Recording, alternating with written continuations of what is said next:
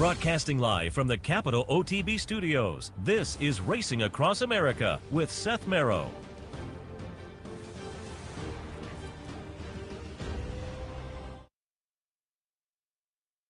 This Saturday on July 4th weekend, lots of great racing across the country. We'll talk about some of it today. A little bit later on, we'll hit on some of the stakes action down at Gulfstream with Ron Nicoletti, but a nice stakes day also at Delaware Park this afternoon. So I thought we'd check in with our friend Chris Sobocinski from Delaware Park. Chris, good morning.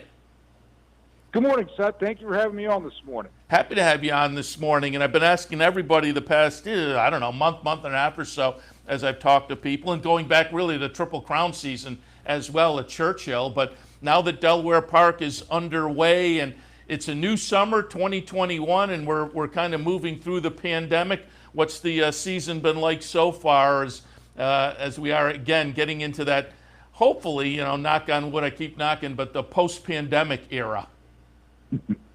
Well, last year during the pandemic era, I was really proud of this racetrack because we were one of the first facilities to allow fans on site, and we continued our meet from the very beginning of the meet, which I think started on June 17th through the very end. So we had a lot of momentum going into this season from the stuff that we overcame in the previous season, and it really carried over. We started out our meet really well. We've had exciting racing almost every day. And it's been good Delaware Park racing where you have some people shipping down from New York. You have your standard death people. You have your Fair Hill people. It's just been a really, really good mix of racing that presents a lot of different intriguing challenges to handicappers.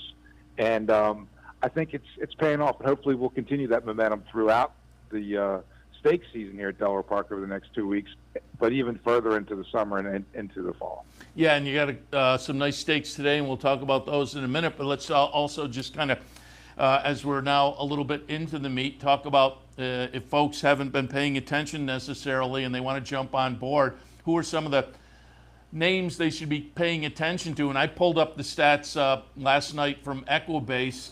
Rodriguez on top of the jocks standings. Daniel Centino, I like Tampa Bay racing, and certainly if you watch Tampa Bay, you're familiar with him. And Carol Cedeno, who we talk about when I talk to you every year, really, I would say, underrated female jockey. She always does very well, top of the standings at Delaware Park, and she's sitting third right now. Over on the trainer side, Jamie Ness is off to a very good start. But talk about trainers and jockeys at the meet so far. Yeah, well, you hit it right on the button with the jockeys. Jamie Rodriguez and Jamie Ness are a 1-2 team, jockey and trainer team, and that they are a very powerful combination right now. And if that trend continues, it's going to be hard for someone to knock Jamie Rodriguez or Jamie Ness off of those two standings. But, with Carol Cedeno, she's been leading rider here the last 7 years. She's been presented with a lot of challenges. And just because she's 8 out right now in the race doesn't necessarily mean that the race is over. It's going to be a lot tougher meet for her. She knew that coming in. But she's that kind of lady where she's just going to keep knocking and knocking and knocking. And at the end of the day, at the closing day, we're just going to see where we're at. But I guarantee you this, she's a rock solid filly, and she's going to keep trying to the very, very last race to get that title. I know how much it means to her because she's from Delaware. She's raising her kids in Delaware, and she takes a lot of pride in being successful at this track. Nice. And the other nice thing about it, too, is even if the 1 year, I think she finished second way back when, I think her first year here, and it was a close, tight race. She's very humble in victory and also humble in defeat. So what you see is what you get with her, and it's going to be an interesting jockey's race. As far as the trainers go, obviously Jamie Ness is going for his 7th straight title, I believe, which will tie the record for Scott Lake and Bud Delp, which are 2 Delaware Park legends. And then you got the nice mix right below that. You got Andy Simoff, who's 7 wins from 16 starts. He's a Delaware Park mainstay, and he's always been successful, and he's always somebody you got to respect when he has a horse in. And we got Gary Contessa, which is a new name, training for an old owner here at Delaware Park, Bell Gable. And Gary Contessa and Bell Gable have teamed up. Gary Contessa is the private trainer for Bell Gable. Bell Gable will actually probably give Yager Incorporated, which is Jamie Ness's main owner, some competition for the owner's title.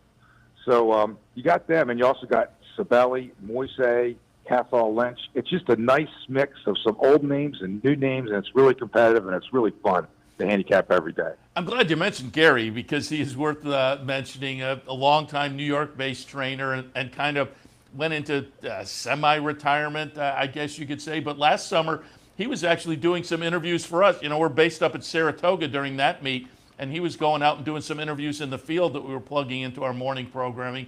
But it was fun to read that he was getting back into the training game a few months back and doing it back down at Delaware, and got off to a nice little start as well. So we'll be rooting for him. Yeah.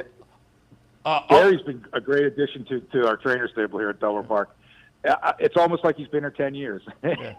No, he just jumped right in and fit right from the get-go. He's been a great addition here. And I can see that. I've had him on my show sitting next to me, and he's a great interview and fun and knowledgeable about the game. And so, as I say, I'm glad he's back in and based down there at Delaware doing well.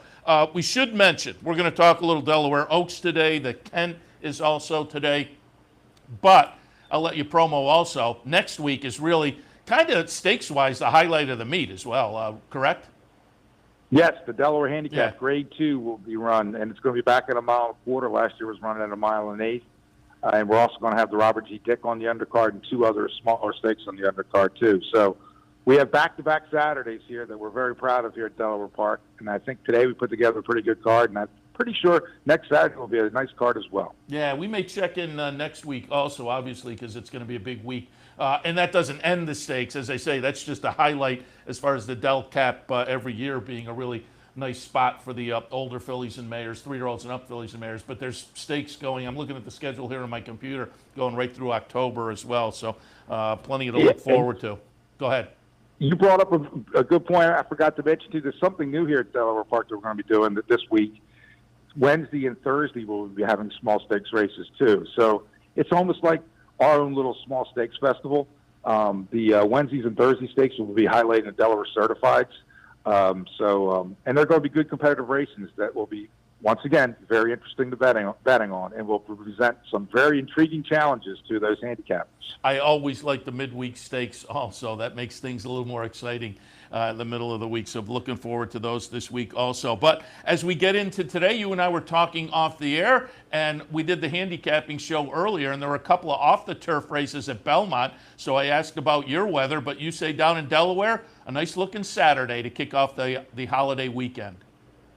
Right now, everything is picture perfect for racing. The only thing that I wish we could have is maybe a firm turf course, but it looks like the turf course is going to start off on the soft side. We did get a lot of rain here yesterday afternoon, so I'm not shocked that it's going to be soft. But the main track here at Delaware Park always dries out fast, and I'm almost sure by 1:15 first race post time, the main track will be fast. And the weather is ideal. Low humidity, temperature is reasonable. It's too good to be true almost. I like that. Let's jump in and take a look. The Kent, and I always say this, you know, these big weekends down at Delaware, they're going to play into Saratoga. And so keep your eyes, for our local viewers, keep your eyes on some of these performances, because we will certainly have some of these move up and try Saratoga stakes as well. The Kent this afternoon on the turf, $150,000 up for grabs. It is a grade 3 event.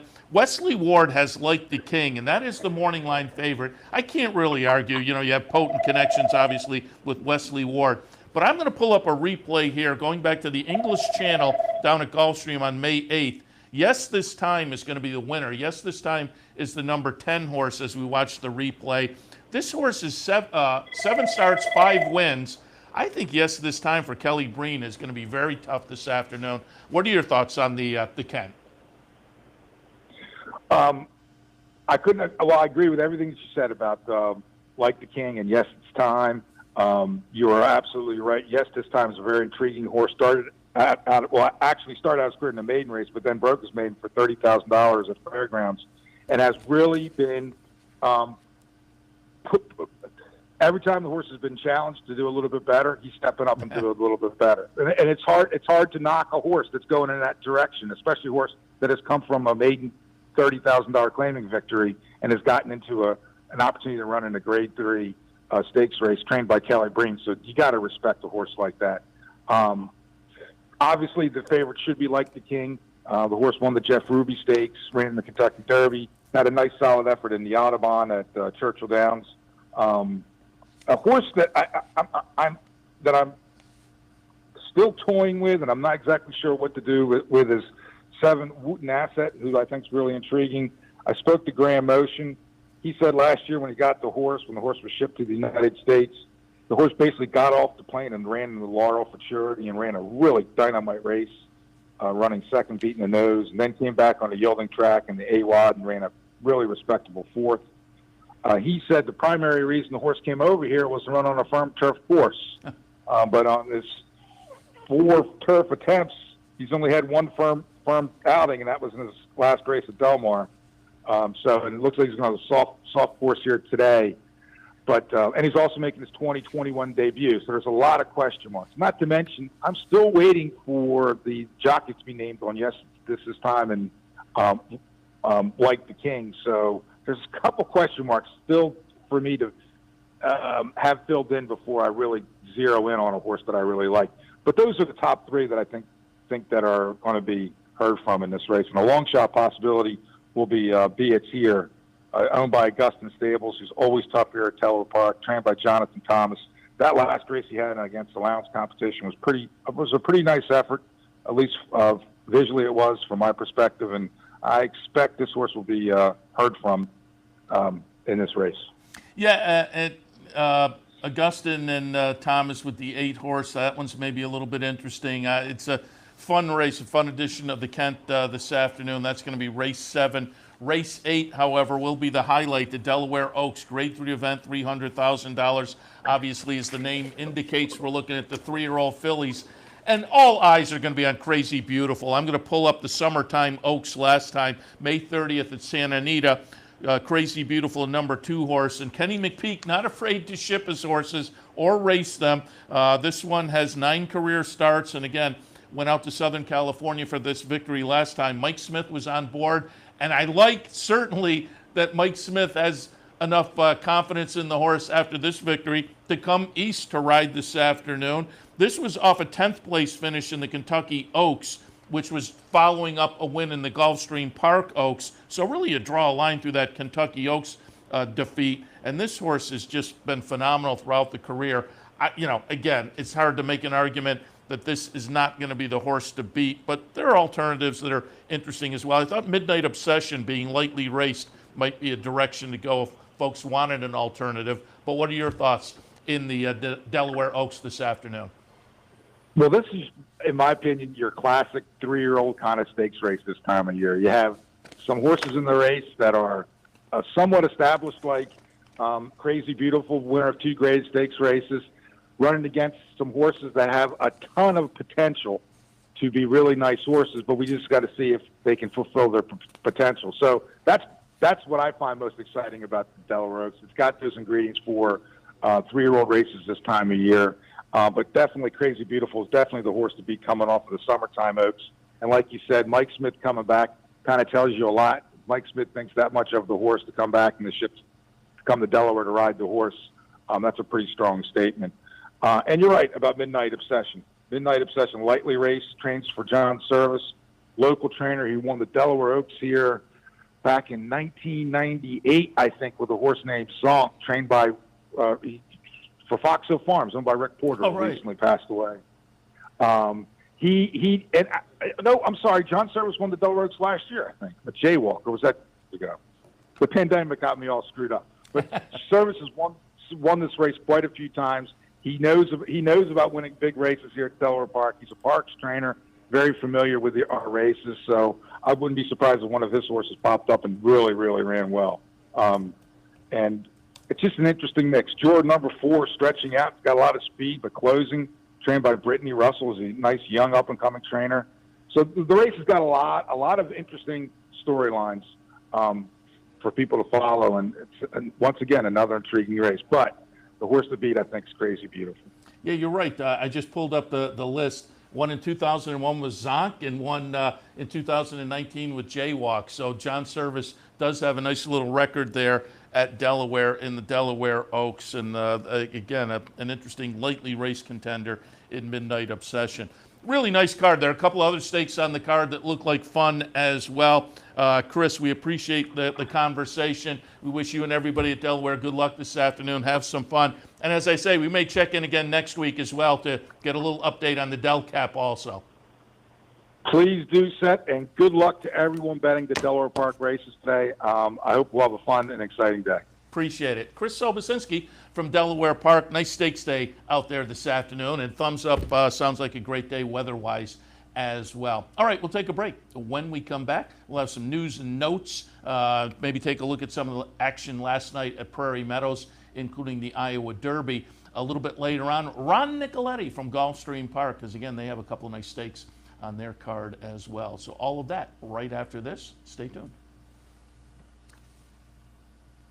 Where's the best place to find your favorite teams, your favorite food, daily drink specials, and wagering on live horse racing? Legends Field Sports Bar, 711 Central Avenue, Albany. Get your game on day or night with 75 flat-screen TVs, tournament-style pool tables, a private banquet room, and live horse racing. So if someone asks you, where's the best sports bar in the capital region? Tell them Legends Field Sports Bar, inside the Clubhouse Racebook, 711 Central Avenue, Albany.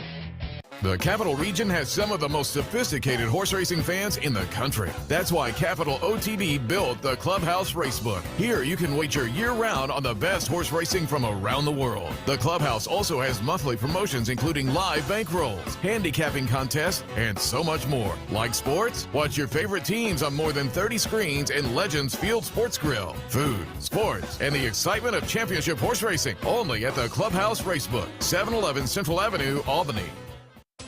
Capital OTB is now streaming live on Roku. The RTN Racing channel on Roku lets you watch OTB TV live through your Roku device or your Amazon Fire Stick, rather than being limited to computers and mobile devices, which means you can now watch OTB live wherever you are. Simply open Roku, scroll to find the RTN channel, then click on OTB TV. OTB TV on Roku. Try it now.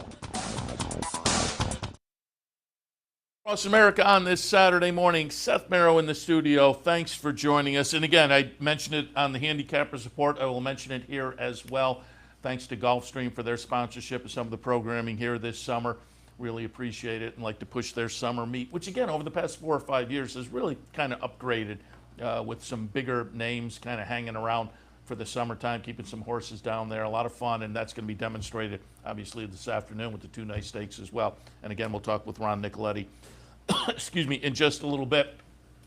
Also mentioned it on the Handicappers Report, but I'll do it again here. Really appreciate, A, the hospitality down at Chris's Mid-City Tavern yesterday. Fun place. And B, thanks to everybody who showed up to participate in the bankroll yesterday.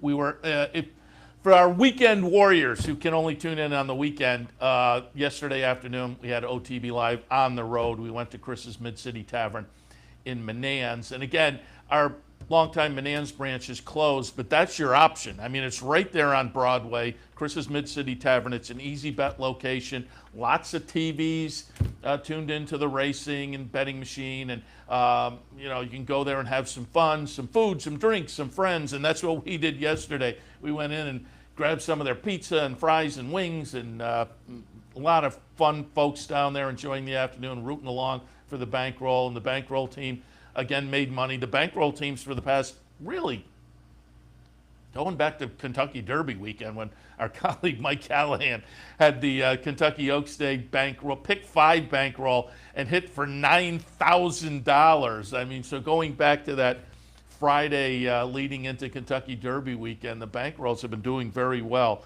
And everybody yesterday walked away with $70 in free money from Capital OTB. So it was another successful bankroll. But again, it was a lot of fun to be down at Chris's Mid-City Tavern in Menands. Again, really centrally located right there on Broadway. So again, appreciate everybody who turned out and appreciate the hospitality from Chris's Mid-City Tavern. This is our calendar of events for July, which obviously includes the first couple of weeks of Saratoga. And again, our bankrolls have been doing very well, and there is a lot of bankroll opportunity coming up during Saratoga. So if you like free money, and who doesn't like free money, check out the promos and events via the website, or this is available if you come into the Clubhouse Racebook. These are available to pick up and mark down dates and whatnot. Also keep in mind the syndicates. If you're not familiar with that, they started last summer at Saratoga, and it's kind of hit or miss, but when they hit, they're great, and it's just the way it works out. But boy, Kentucky Derby weekend, the syndicate, people walked away with a ton of money. And what it is it allows you to get in for a modest amount of money. The ones we've been doing recently, you put in $25 and you get in on a $750 pick ticket that is put together. And you can, give your ideas, and then a consensus is built, a nice big ticket. And as I say, if it hits, it can be very good, and you can have a lot of fun for a very modest amount of money. And we'll be doing those syndicates every week up at Saratoga as well. So check the website for availabilities to jump on those syndicate teams. We'll keep you up to date. There's going to be a lot of promos and events coming up. And at Saratoga, the entry fee is a little higher, but it's a bigger dollar play as well. And up at Saratoga, with the size of those pools, again, if it gets hit, it can be very, very nice. So it'll be a lot of fun. So keep in mind, that first one will be Saturday, July 17th, as you see on the screen. But again, check the website to keep up with the promos and events, because there's going to be a lot of things going on during Saratoga. We'll keep you updated here as well, certainly. Let me pull up our replays from last night at Prairie Meadows. We talked about it. If you watched the stakes preview with Mike Callahan and I, we included our thoughts on the Friday night stakes at Prairie Meadows, because it was a really nice night. Well, let's kick things off and take a look at the Iowa Derby. $250,000 up for grabs, and it was a nice field of 6 after scratches. Bourbon Thunder, Proxy, and Snowhouse scratched. The notable scratch there was Proxy, who had shown some real promise earlier in the career. Last couple of races, Louisiana Derby and the Lexington, didn't quite live up to that, so he was going to be interesting in there. So that was the scratch that was a little bit notable. I took a shot with Nova Rags when we did the stakes preview. 5-1 on the morning line, and I was I was hoping the horse would float up. I liked the horse because I liked the second place finish in the Sam F. Davis, but it was behind Candyman Rocket, and Candyman Rocket hasn't validated that. So that race just, and now it looks like, given the performance last night as well, that race is not one to hang your hat on and look for. But Nova Regs came out of that, ran 4th, 2nd, 3rd. And so, again, the morning line was 5-1. I was hoping, would there be a little bit of value? I was shocked. Nova Regs went off as the 9-5 favorite. I don't know what the betting public was. Maybe they were watching the stakes preview. If they were, they weren't listening, because I said, I'm rolling the dice a little bit on this one. Gagetown was certainly playable, and that one went off as the 3rd choice at 3-1, 2-1 as the 2nd choice. The horse that probably should have been the favorite, Superstock, winner of the Arkansas Derby, but subsequently up the track in the Kentucky Derby. And then the 4th in the Texas Derby was one that maybe would have made you shy away a little bit. But the Arkansas Derby win seemed to tout Superstock as maybe a classier direction to go in the Iowa Derby last night. But it winds up, as we can see here, being a little bit of an upset on the front end all the way around. Well, I say a little bit of an upset. Rank outsider in the field at 16-1. Stiletto Boy, Jose Ortiz in town for the ride. Stiletto Boy takes him all the way around. Trainer Doug Anderson brings this one in off a 4th place finish in the Prairie Mile in the previous start, behind a couple of runners in here. One of those being Flash of Mischief. That one runs 2nd as the 2nd longest price on the board. Gagetown 3rd, Superstock 4th. As I say, Nova Rags, the 9-5 favorite, a well-beaten 5th in the field of 6. did not get the favoritism there with the betting public. On the flip side, I don't know whether I would have jumped on board Stiletto Boy and Flash of Mischief, but it's the two longest prices in the field. The $2 exactly comes back a juicy $202 and change. I said yesterday these were maybe some former A-listers looking to get back up there with horses like Proxy and Superstock. A horse like Gagetown that maybe wanted to jump up to the A level. I don't know whether we had any moves to the A level. Stiletto Boy, I'm not sure there's enough of a record there to think off of this. He moves to the A level, but becomes an interesting player now in the 3-year-old division, given what he did last night and anticipating what may come in the summertime. I mean, and it'll be interesting to see where they go. What is their confidence level coming out of this? They may pick their spots with Stiletto Boy, but as I say, I thought there were some horses in there that had the potential to kind of move up in the division, and I'm not quite sure that happened last night. The Iowa Oaks, the 3-year-old fillies. I liked Pauline's Pearl coming out of the Kentucky Oaks. It was an 8th place finish for Steve Asmussen, but had won the fantasy in the race before, Asmussen and Stone Street. So Pauline's Pearl went off as the second choice at 8-5. The even money favorite, though, was Army Wife. I had that one right underneath. Mike Maker trainee, Joel Rosario in to ride, coming out of a win in the Black Eyed Susan. And again, this was a race where there was the potential to maybe move into the A group. And I think Army Wife now becomes one that is certainly worth watching in the 3-year-old filly division. There are some horses in there that she has to move a little bit to catch up to. But she's now won the Black Eyed Susan and the Iowa Oaks in back-to-back fashion. Army Wife is the number 1 horse. She's a mystery. The number 4 winds up second as the 17-1 ranked outsider, and Pauline's Pearl, the number 2, winds up third. But chart margin here is just under 4 lengths. So Army Wife now a couple of nice victories. Again, the Black Eyed Susan and the Iowa Oaks. Be interesting to see where she goes. And if she does, you know, it's Mike Maker. Won't be shocked if she tries some of the top 3-year-olds up at Saratoga. But I also won't be shocked. You know, these are the kind of horses that, what is the confidence level and what does the owner decide? What do the owner and trainer decide? Where do they go and what is their confidence level? Are they thinking, let's go the path of least resistance and make some money? Or do they think, you know, let's give a shot to the top level of the competition?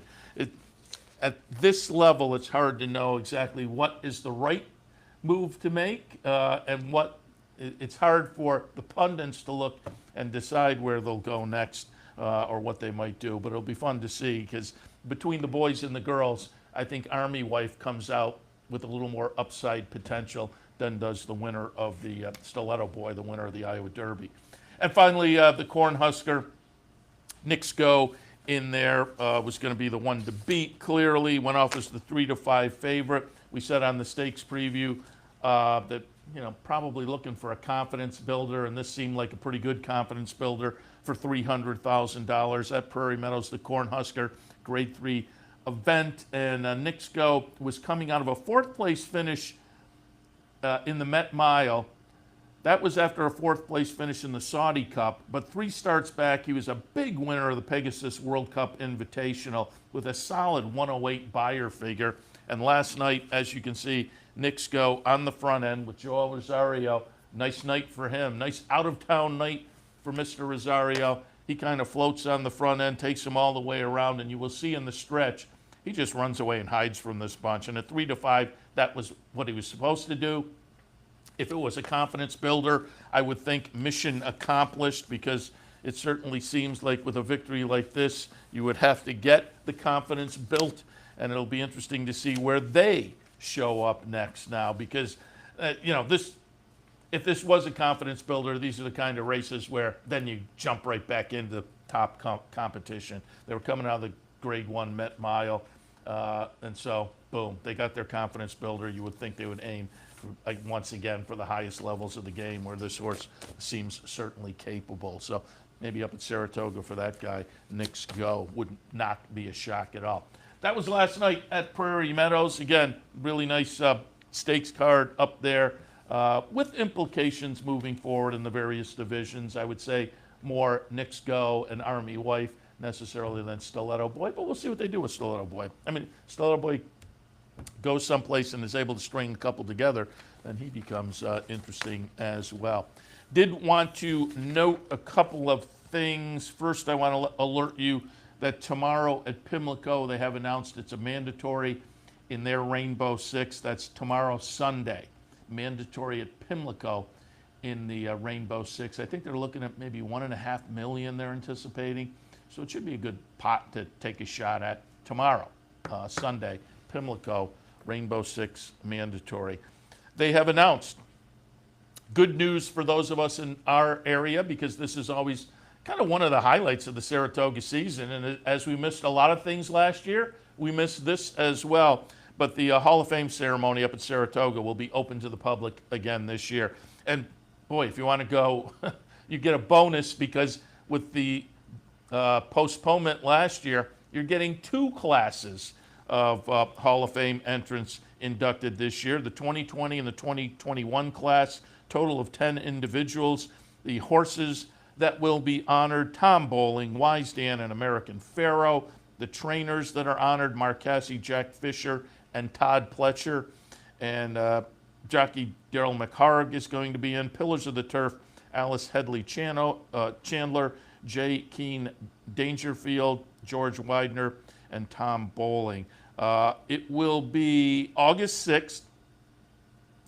The ceremony will begin at 10:30. The doors will open at 9:30.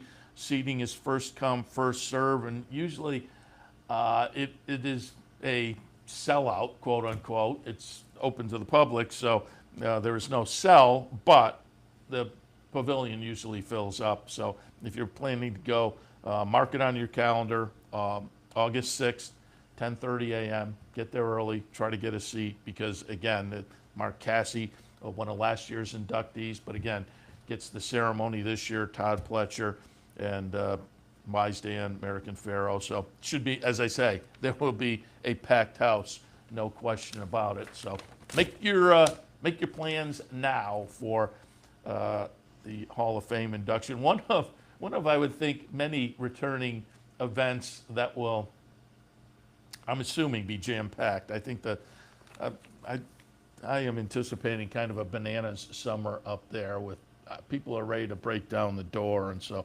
events like that and other events that we missed last year and return this year, I think will be very, very, very popular. Speaking of popular, let me hit you with promos coming up today right here at the Clubhouse Racebook. It's the Play the Board handicapping contest. It's a lot of fun. I've been going out the last few times they've run it and gotten an entry sheet and just put together a little unofficial entry and tweeting out my thoughts. It's tough. You have to make some different wagers, mythical wagers, during the afternoon. And if you win, you pick up a little free betting dough. The winner receives a $75 bet, the runner-up $25. So come on down and see if you can get some extra money this afternoon with the Play the Board contest here at the Clubhouse Racebook, 711 Central Avenue in Albany. Also, tomorrow, Sunday, July 4th, there is the $100 online knockout challenge as well. So there's a little free dough available online tomorrow also. So a couple of promos coming up. And because it is the holiday weekend, I mentioned it earlier, I will be here on Monday afternoon with OTB Live, because there's some really nice stakes action on Monday. Out at Los Al, Gamine is in the Great Lady M.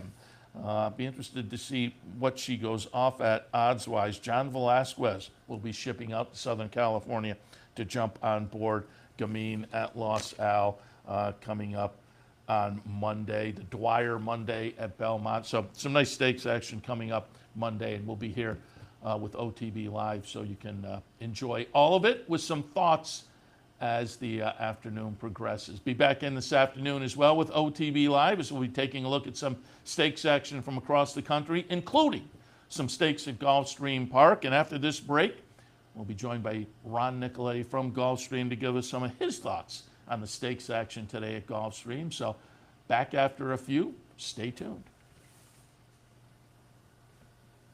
Welcome to Albany County, an incredible destination to live, work, and play, with easy connections to more than a dozen cities from our vibrant modern airport. It's a short trip downtown to a hive of culture and amusement, from world-class shows at the newly renovated Times Union Center to reliving the past at the New York State Museum. From outdoor recreation to shopping to nightlife, Albany County has something for everyone. We'll see you soon.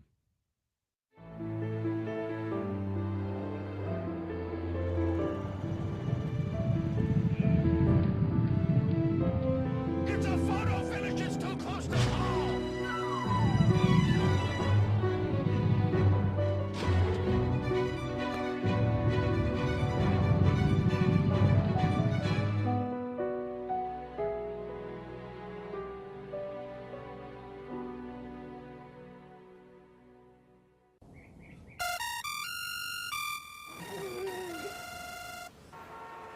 Come on. I want sales reports on my desk by Monday. Whoops. My bad. Love racing? RTN brings you every live simulcast on your home television, plus live video streaming and race replays on your PC and mobile devices. To order, visit rtn.tv. RTN.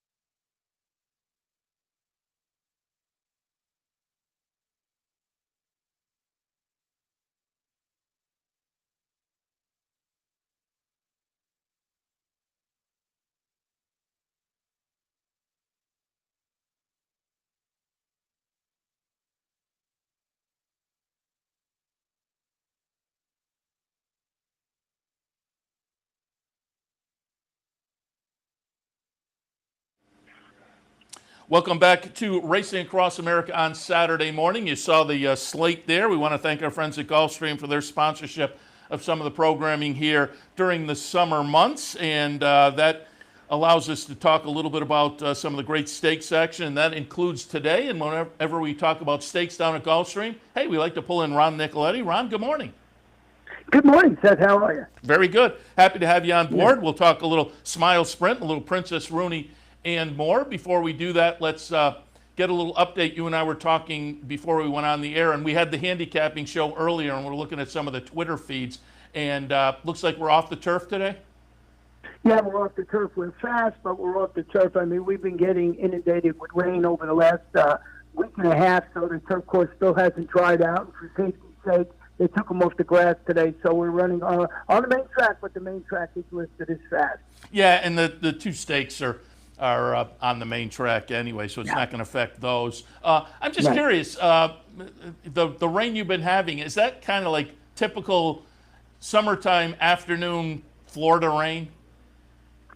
Well, we had probably the most fantastic winter and spring ever, and I think we're paying for it now. It seems like we're getting hammered over the last couple of weeks. It's just we're not getting any kind of let-up. So, but it is typical, to answer your question, yes, it's typical South Florida summer. But we were so lucky. I think we missed 3 turf or 4 turf races throughout the spring meet, and we've been just getting hammered. So, you got to just play the game here down in South Florida.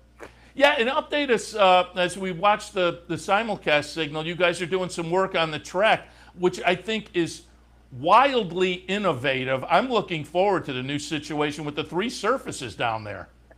Yeah, they're working on it, and they're ahead of schedule. I think the Topeta, don't hold me to this, but I think it arrived on like the end of the last week in July or something like that. And then they just put the blacktop down and then they put the Topeta on top of it. So it's going to be very interesting with the 3 tracks going to have to learn to handicap that stuff again.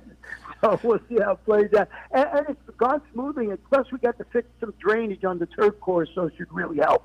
Yeah, and I think it's going to play out really nicely with turf races and turf races on days like this where you have to go off the turf. You move to the synthetic, I think fields hold together. It seems like looking at other, the synthetic tracks over the years. So looking forward to that. Oh, and before we get into today, I also have to ask you, speaking of weather and summertime and whatnot, are we going to have a Ron Nicoletti visit to Saratoga this year? And, the post-pandemic era, get you back and sit in with us on the backstretch some morning? Yeah, I'm definitely going to be there unless something happens. I'm already, making my plans. So you should see me roaming around there, mid-August like I normally do. Yeah, very good. We'll give you the call and get you scheduled in. We'll look for the bike pulling into the backstretch gate to sit in with us some morning from your cousin's house up there in Saratoga, a breeder up in Saratoga. All right, let's jump in and get some thoughts on the stakes action. Let's kick it off with the Smile Sprint this afternoon. Grade 3 event for, obviously, the sprinters going 6. I put Miles Ahead on top, but I think the horse to beat is Diamond Oops, and I pulled up the replay from Diamond Oops last time. He'll be the number 4 horse here, getting it done by Ahead, and notably, my top pick, Miles Ahead, is the number 3 horse who just gets beaten.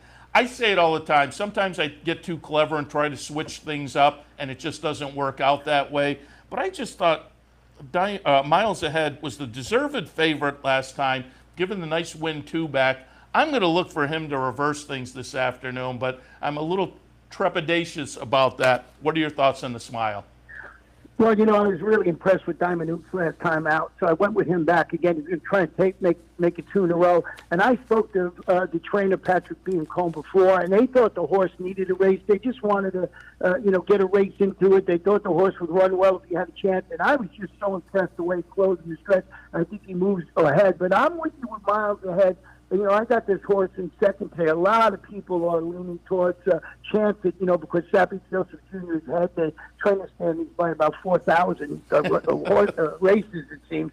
So, but I went with Miles Ahead, and I got some interest in Frosted Grace, but I had to go back to Diamond Oops. I was just very impressed last time out. That was a little bit of a short horse and was still able to win. And you know what, Miles Ahead sort of been in that allowance optional claiming level. There's a little chance that maybe this one is, maybe not classy enough to run with these horses. But I think he's run great. Eddie Cleese Jr. has just been having a great summer here. Doesn't start a lot of horses, but all his horses look fantastic. Yeah, I'm glad you mentioned Chance It, because that's a horse that certainly early in the career had shown a lot of promise. I thought the comeback was one to build on, so nice workouts. I wouldn't ignore that horse, obviously. Princess Rooney, a little bit later on the card, grade 2 event for the fillies and mares going 7 furlongs. I pulled up the Better Roses last time up at Belmont on June 4th. It will be number 8, Estilo Talentosa, getting it done. Castellano was on board. He'll be down in Florida this afternoon to ride again. So I went in that direction, but CC is interesting. Laura's Light, Pacific Gale for John Kimmel. This is a fun edition of the Princess Rooney. What are your thoughts? Well, I went with CC, a multiple grade 1 winner. He's going to ship east for Mike McCarthy, going to turn back to 7 furlongs. You see his comeback was at that 7 furlong distance, and I thought he ran exceptionally well, at 7 furlongs. And we spoke to Michael McCarthy, and he just said that, he thinks that the horse is going to run exceptionally well on this track because at the end of the Santa Anita meet, the track's a little deeper, and he thinks that with this horse, this track here in South Florida, this horse is going to run exceptionally well. So I'm going to go with the class in the race, 1/900,000.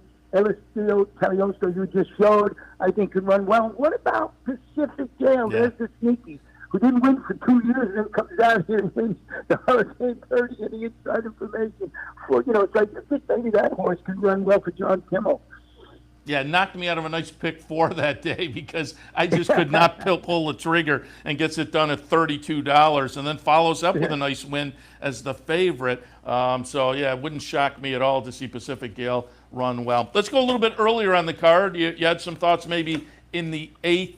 I've handicapped the card for the handicapping show later this afternoon. I put Candy Crush him on top. The 8th is bottom level claimers going a mile. I put Candy Crush him on top. Dark Age is second. But I Capote, to me, is really interesting off the claim. I think we may get some value here, but moving into the Delgado barn, I thought, you got to put that one in the mix. What did you think in race number 8? Well, we're in big trouble because we're thinking exactly alike. I put Candy Crushing on top. I think it's going to bounce back today. Dark Ages goes to the Joe Cantonese barn, but it's a rally past Candy Crushing to spring that upset last time out. But you're right about I Capote, because the barn is winning first up to claim at 32%, and Chantel Sutherland in the saddle again, and she's been riding in good form. So I agree with you there. That's where the value is in that race. And I just thought that was part of the Rainbow Six situation with that $100,000 jackpot guarantee. That maybe you put 3 of these horses on there if you can single one of the horses you might like in the stake. Yeah, and I'm glad you mentioned Chantel Sutherland because she got back to riding down there a few months ago, and she really has been riding well. And it's nice to see she's got a little bit of a comeback going. I wasn't sure, she was kind of at the end of this, the winter meet, got jumped in, and I wasn't sure whether she was going to hang around, but it looks like she's now making Gulfstream her base, and again, she is riding pretty well. That's good to see on the comeback. Yeah, I like her. I like the way she rides the turf course too. She's a pretty good rider. I mean, she's a journeyman, but she certainly rides great here. So I think that I wouldn't be afraid to use her on any tickets. Yeah, she certainly, as I say, riding well given the scenario of a little time off and now the comeback. Ron, appreciate the visit and the thoughts. Again, good luck to you and everybody down at Gulfstream this afternoon on a nice stakes day. If we don't talk in the meantime, certainly look forward to having you sit in with us some morning up at Saratoga. You got it. Thanks, guys. Sounds good. Ron Nicoletti from Gulfstream Park. And before we wrap things up, pulled up the leaders at Belmont because, again, we're winding things down. We're coming around the corner to Saratoga.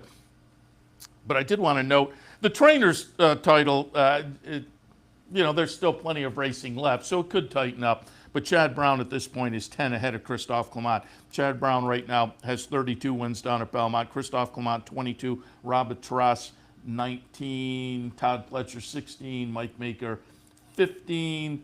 So Chad 10 ahead with, a week or so left in the meet. So the trainer's title, maybe not as intriguing, but the jockey battle, this is going to be fun as they come down to the wire. Irod Ortiz obviously had to sit out a couple of weeks after that spill, where luckily he just got banged up and so had to take a couple of weeks to mend a little bit. And that allowed his brother, Jose Ortiz, to get a little jump on him. But now, talk about neck and neck, they're tied. 53 wins for both of the Ortiz brothers. And it's going to be very intriguing to see over this last week or so, because I guarantee that you come into this final stretch and you're right there, you want it. I think some meets, Saratoga, you get the jockey title up at Saratoga, that's special. And there's probably some other meets around the country and whatnot that aren't quite as special. But I think any meet where you get to the last week and you've got a shot, I think you're going for it. And so it's going to be really fun to see what these two manage over the next week or so down at Belmont, as Irod Ortiz and Jose Ortiz both sitting with 53 wins. Now, Manny Franco, only 7 back. That's probably a little insurmountable, but not insurmountable may be the wrong word, because insurmountable is insurmountable. That's probably a little bit of a gap that would be tough to overcome, but I don't think it's impossible. Joel Rosario, however, at 36. So it's 53, Franco 46, Rosario with 36. Franco maybe is in the mix, but otherwise I think it's clearly going to come down to the Ortiz brothers. So again, it'll be fun to see over the last week or so at Belmont how those two manage to shake out and who prevails. Or will they share the title? But that'll be great if they come into the last day and that's still, it's still tied. One is one up, or that last day, that just becomes a kind of a fun sub-storyline as the meet ends. But right now, again, with a week or so left, they are tied at 53 wins apiece. Again, do want to remind you that today here at the Clubhouse Racebook, the Play the Board handicapping contest. We would love to have you come on down and try your hand at the contest, maybe win a little extra money today. Otherwise, you can come down and watch and enjoy the racing and Have some lunch if you'd like to. Always fun down here at the Clubhouse Racebook, 711 Central Avenue in Albany. And tomorrow, July 4th, besides celebrating the 4th, maybe you can celebrate some extra money as well with the online Knockout Challenge. All of that here at Capital OTB. And again, you can keep up with all the promos and events by going to capitalotb.com. Click on the promotions link. And again, the July calendar available. There are a lot of promotions coming up as we roll into Saratoga. Keep it in mind, free money. It's a lot of fun to root along the afternoon with bankrolls and some of these promotions. The contests are a lot of fun to play along, and as long as you're alive moving through the afternoon, that adds some excitement to your day as well. So again, you can check out the July calendar also via the promotions link at capitalotb.com. All right, I'm going to wrap it up. Racing Across America for this Saturday kickoff to the holiday weekend. I guess racing-wise, things kicked off last night with that nice card at Prairie Meadows and continue great stakes action today, tomorrow, and Monday at the various venues across the country. And again, I will be in on Monday with a holiday OTB Live, so mark that on your calendar as some of the bigger venues racing on the July 4th weekend Monday, the long weekend. So again, make sure to tune in for that. But in the meantime, tune in this afternoon. I'll be back, as usual, about an hour and a half or so, 12:30, 12:45 to kick off the afternoon OTB Live on a Saturday, looking at Belmont and Gulfstream, which we talked about this morning on the Handicappers Report, some of the other action as well on this Saturday afternoon. Hopefully you enjoyed this morning's Racing Across America, a little bit earlier, the Handicappers Report. I appreciate your tuning in. Again, thanks to our friends at Gulfstream for their sponsorship of this and some of the other programming here on the network during the summer months. And I'm going to wrap it up for Racing Across America on this Saturday morning. But again, we will see you a little bit later for OTB Live. You're watching OTB TV, a service of Capital Off Track Betting.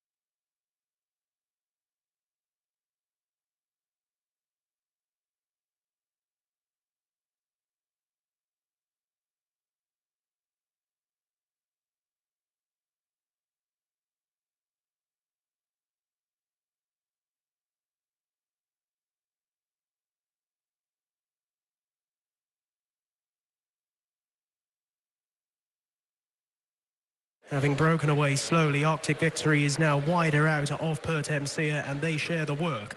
They're a couple of lengths ahead of Golden Dove along the inside of Elvrika, and at the back end of the field, Strawberry in the blue and white diamonds, and out a bit wider of her is Majestic Tijan. Making the turn into the home straight, they have 3.5 furlongs left to go in the Coconut Cup. Pertemsia now coming under a ride to the inside and is clearly overtaken by Arctic Victory. So it's Arctic Victory first in line for the judge over Pertemsia. Then Elvrika from Golden Dove. Working hard down the far outside is Majestic Tijan, and Strawberry now angling wider will be played late. They head on down towards the final couple of furlongs. Pertemsia is responding along the inside of Arctic Victory, who now herself is hard at work. Golden Dove along the inside. Elvrika wider out, but perhaps more significantly, Majestic Tijan is coming there together with Strawberry, who's widest of all, but is finishing pretty fast. And under a furlong left to go, it is Strawberry who takes it up. 100 yards left to go. Strawberry powers on by 2 to 3 lengths, and the Coconut Cup is over in an instant as Strawberry gains a second career win. Strawberry home in front, beating Majestic Tijan. In behind them, Golden Dove, Pertemsia, a break back to Elvrika and Arctic Victory. So as we thought earlier, I said I went with the all cashew beforehand. We're not big fans of strawberries, but when we looked at the favourite, we thought the favourite wouldn't go on the ground, and we did a reverse forecast, 4 to beat 5. So the 5 comes in, Golden Dove, Jason Hart, not just Golden Dove, I should say. Strawberry comes in, the one that I thought I wouldn't like, but it duly obliged here. If you stuck with the Chestnut filly by Glen Eagles, came up the stand side here full of running and came right away to go on and win it for Roger Varian and Cameron Noble. Second there was the 6 Majestic Tijan, the 3 Pertemsia in third, and the 5 Golden Dove looked like it was coming with a good run at one stage down the centre of the track. Jason Hart and Tim Easterby, but could only manage fourth in the end. Disappointing run there from the favourite, the 2 Elvrika, who was Willie Haggis's inmate, and Joe Fanning, but as I said, the ground probably just gone against that one there today by going on good to soft. But the 4 Strawberry, it looks like we're running a greengrocers here. Cashew won the last. Strawberry wins this one. 4, 6, 3 and 5. The numbers. Race 4 at Beverly.